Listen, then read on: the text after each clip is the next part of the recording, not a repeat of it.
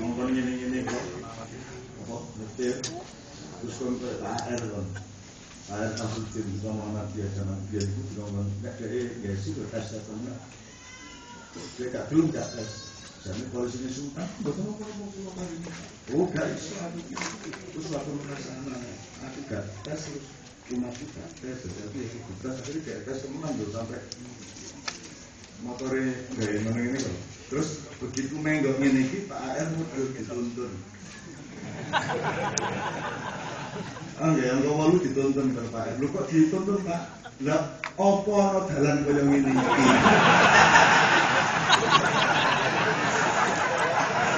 Ini Pak AR. Nyata iki cerita. Lah ya polisi ku lapo. Meneng ya yang kau malu kok dia pendidikan itu terus dari Pak Ayo gak ono dalam ini tak tuntun naik.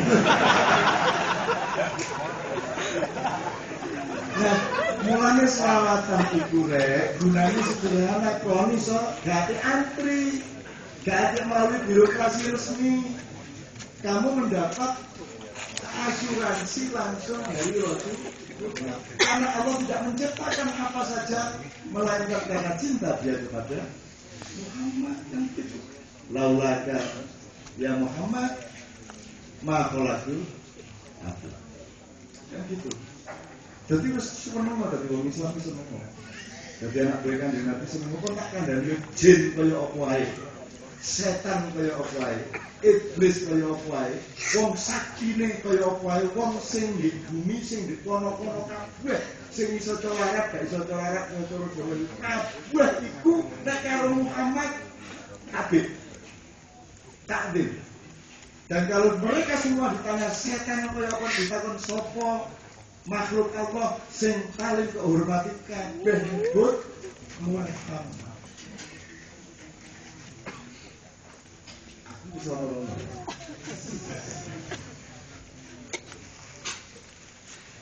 Muhammad semua.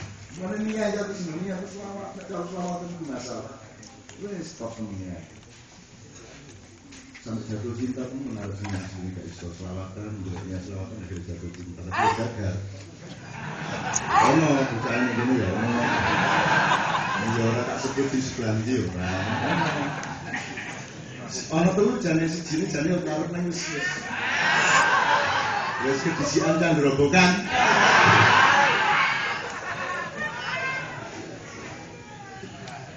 Dan saya dikasih tahu Yai Tohar ya, Kiai Tohar Harjo ya, bahwa nama bayi yang paling populer jadi prosentasenya tertinggi di dalam ranking jumlah nama bayi di Eropa dan Amerika itu Muhammad. Aneh tapi di Eropa dan Amerika itu nomor 1 jeneng yang dipilih kayak bayi itu Muhammad. Masih yang nyebutin Mehmet, ini kata Menadi. Tapi Muhammad yang dipilih. Padahal mereka semua kan dikirim untuk membenci Muhammad, tidak kan? Kok gak iso sama Gustian? Gak iso. Karena kan dia apa? Anda kan sudah jadi umatnya Muhammad. Wes. Enak-enak itu. Itu ya. Bismillahirrahmanirrahim. Saya mohon dengan sangat Pak Fuad untuk maju ke depan karena dapat juga sudah secara tidak sengaja memang oleh Allah dipertemukan untuk mempersiapkan ayat yang mengenai bedanya dua manusia tadi. Setelah ini kita minta Zainul.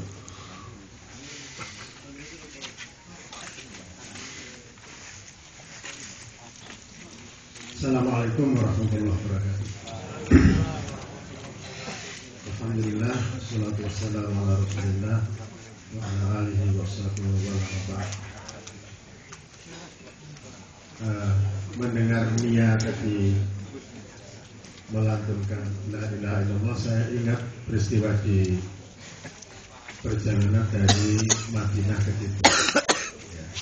Kita ini waktu umroh ini salawatan terus dalam perjalanan dari Mekah ke Madinah, dari Madinah ke Jeddah, dari Jeddah dari penginapan ke bandara.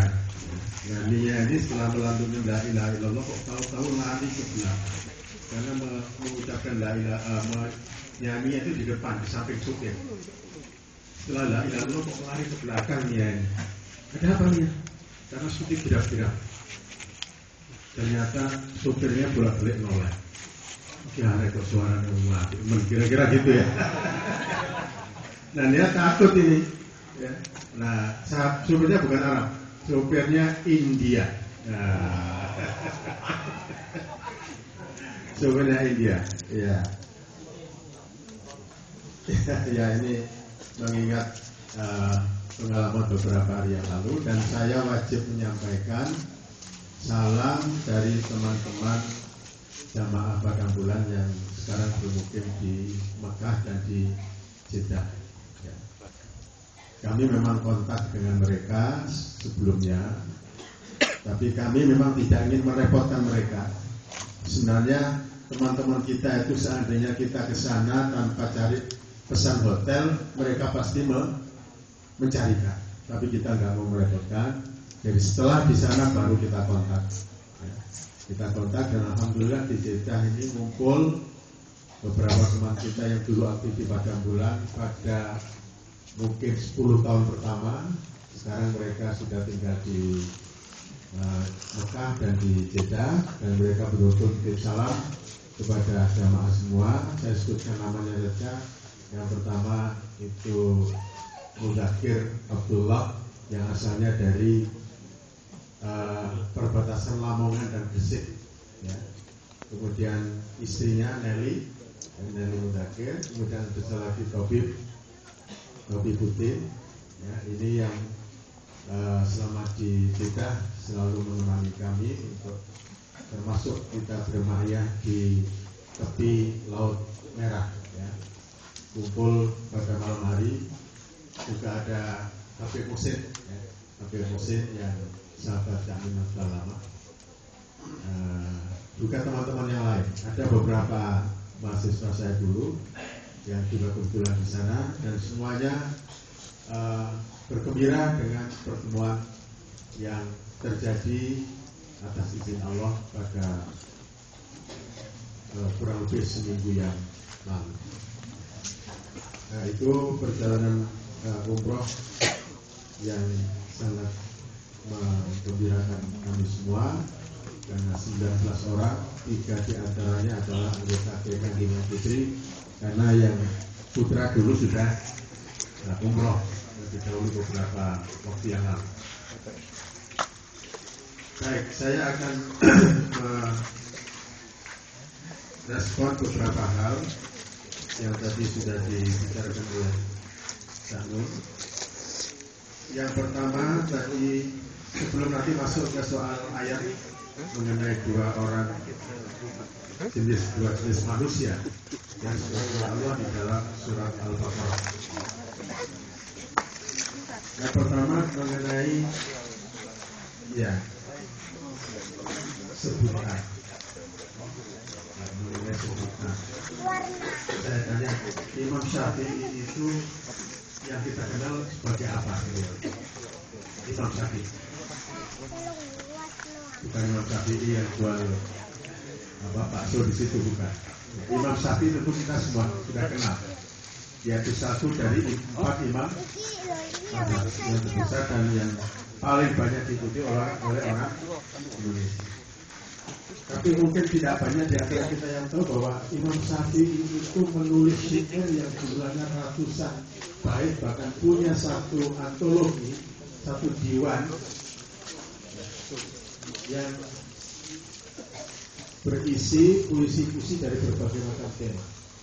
Itu Imam Syafi'i. Tapi pernahkah beliau disebut sebagai penyair? Tidak, ya.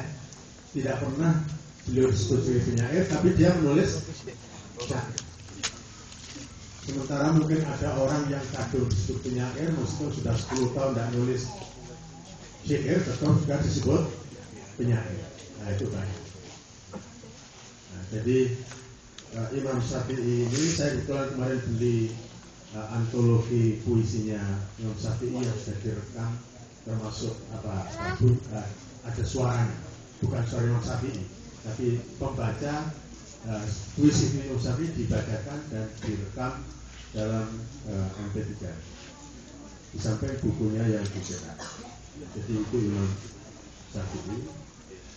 Kalau orang Arab ini umumnya memang Imam Ali, Sayyidina Ali bin Abi Thalib itu juga menulis ratusan bait puisi, tapi nggak pernah dia disebut sebagai penyanyi. Juga karya sastra yang lain yang terkumpul dalam buku yang namanya Nahjul. Jadi barangkali di situ kita hubungkan tadi dengan soal Kiai Kanjeng, apa dan siapa itu Kiai Kanjeng. Jangan kita terlalu mudah untuk mengidentikan dengan sesuatu, ya, meskipun seperti Imam Syafi'i tadi menulis syair, tapi dia bukan seorang penyanyi, karena Imam Syafi'i tidak menjadikan penulisan syair itu sebagai apa? Kalau sekarang profesinya. Yang kedua, tadi masalah hubungan ibadah dengan ibadah takarrub kepada Allah dengan takarrub kepada sesama manusia. Orang yang rajin ibadah apakah sudah cukup ya, dijadikan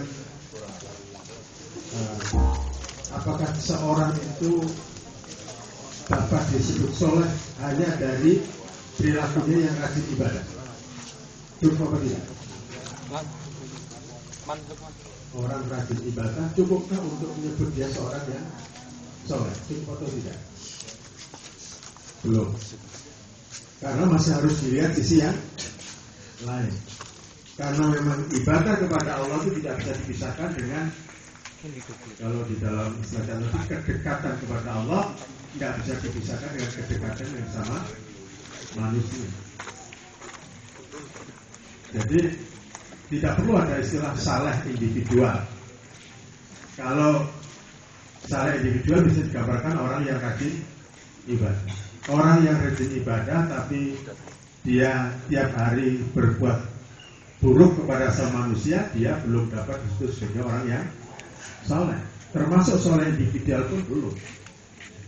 Jadi soleh itu tidak perlu dipilah antara ini soleh individual dan sosial, karena memang itu merupakan satu kesatuan.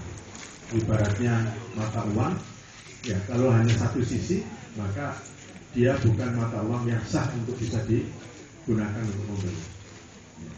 Nah, ada satu hadis qudsi yang barangkali menjelaskan masalah itu secara gampang. Allah menyatakan dalam sebuah hadis qudsi, innama ataqabbalu sholata mimman tawaddu'a biha li'azamati wa lam yastatil biha ala khalqi wa lam yabit musirran ala maksiyati wa qata'an nahara li dhikri rahimal masakina wal armalata wal musaba. Ini hadis diriwayatkan oleh Imam Bukhari dan Imam Muslim. Artinya kata Allah, aku hanya mau menerima sholatnya orang yang satu tawaddu'a biha li'azamah, orang yang tawaddu' kepada Allah dengan sholatnya, walam yastatil biha ala khalqi, dan tidak mentang-mentang dengan sholatnya itu kepada sesama manusia, kepada makhluk. Artinya tidak menyombongkan diri dengan sholatnya itu kepada makhluk. Nah, ini persyaratan pertama tadi untuk bisa, kata Allah, ataqabbalu sholat, aku terima sholat, yaitu tawadhu dan tidak bersikap sombong, baik kepada Allah maupun kepada makhluk Allah. Kemudian walam yabit musirran ala maksiyati, yang tidak terus-menerus menentangku. Biasanya terjemahkan yang tidak terus-menerus berbuat maksiat. Ini kalau dalam bahasa kita mungkin ya lebih mudah, tapi kemudian menjadi kurang maknanya. Karena perbuatan maksiat itu biasanya diidentikan dengan apa? Maulimo misalnya. Padahal yang namanya maksiat kepada Allah itu bukan hanya maulimo. tidak mau menerima perintah Allah, tidak mau menerima ajaran Allah. Kalau diberitahu ini ada ayat seperti ini, maka dia wah nanti dulu ini harus dikaji dulu apa betul ayat ini. Yang dijadikan ukuran betul apa tidak adalah kehendaknya sendiri di sana. Nah ini maksiat itu artinya luas. Tidak terus-terus maksiat kepada Allah. Waqatu an-nahara bidzikri. Dia menghabiskan hidup, memenuhi hidupnya itu dengan zikir. Artinya dengan selalu ingat kepada Allah. Apapun yang dialami, apapun yang dilihat, apapun yang dirasakan, selalu itu semua dikaitkan dengan Allah. Rahimal masakina wal armalata wal musaba. Nah ini, dia selalu mengasihi orang-orang miskin, mengasihi orang miskin. Jadi ini berkaitan antara sholat, ibadah dengan mengasihi orang miskin. Untuk bisa sholat yang diterima oleh Allah harus ada perilaku dia mengasihi orang lain. Yang ketiga, pertama al-masakin, orang-orang miskin. Yang kedua al-armalah. Armalah itu kalau terjemahkan ya janda, mengasihi menyayangi janda-janda. Nah ini bisa salah paham. Ya. Sebenarnya kalau dalam bahasa Arab, kalau disebut armalah itu adalah janda yang ditinggal mati oleh suaminya, itu armalah. Kalau janda cerai itu namanya mutallaqah. Mutallaqah itu janda cerai. Di sini ya mutallaqah. Jadi di sini armalah itu artinya janda miskin yang ditinggal mati oleh suaminya. Jadi harus diberi perhatian secara khusus, ya, dalam arti yang positif. Dan yang ketiga tadi adalah al-musabah, orang-orang yang ditimpa musibah. Jadi ini salah satu hadis qudsi yang menjelaskan kepada kita hubungan yang tidak bisa dipisahkan antara bahasa nama kita hablum minallah dan hablum minan